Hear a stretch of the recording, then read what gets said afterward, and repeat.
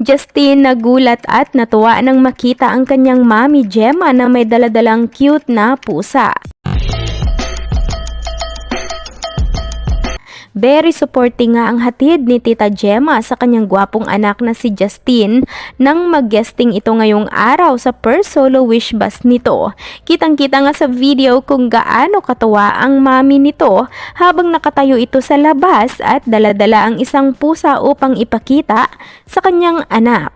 Mapapansin naman sa cute reaction ni Gia ang pagkatuwa at pagkagulat nang matanaw niya ang cute na cat at mami nito na masayang nakikisalamuha at nakikipag-banding din sa mga kapwa supporters 18 ni Bunso Justin sa labas na masayang nanunood.